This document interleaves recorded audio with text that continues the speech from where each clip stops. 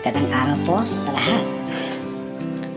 Sa lahat po ng mga masisikap na kapwa natin, no?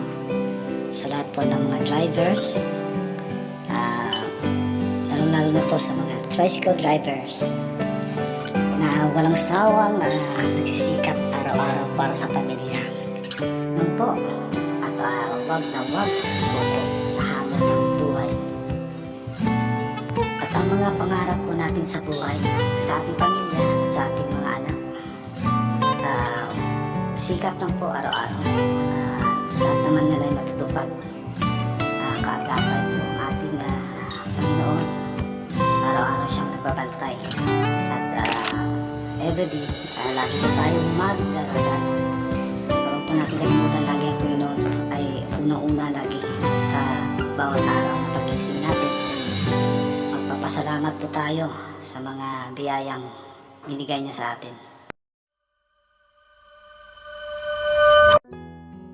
At sa lahat po ng aking mga kasama sa tinatawag po nating Buddha, sana po ay panatilihin natin ang respeto sa bawat isa. Dahil dyan po nagsisimula po ang matibay na pundasyon ng ating samahan.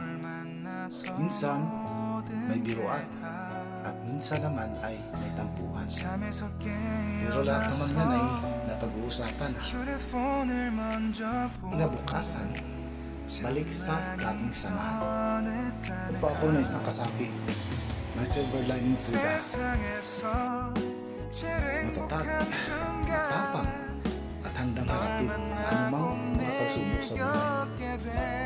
At po tayo ay sama-sama sa pagharap sa hamon ng buhay. Taas noo kahit kanino ang bumangga, iba. At ipagpatuloy po natin ang magandang pakikitungo sa ating mga pasahero. Magalang po na nagkikipag-usap anumang klaseng ugali na mayroon sila. Panatilihin po natin maging kalmado sa lahat ng oras na minsan ay nararanasan po natin na parang naapi tayo, naaapakan ng ating pagkatao dahil sa tingin ng iba nasa mababa po tayong estado ng buhay. Pero lagi po nating isipin na lahat naman po tayo ay mayroong kaalaman at karunungan at palaging may baong respeto. So sa lahat, maraming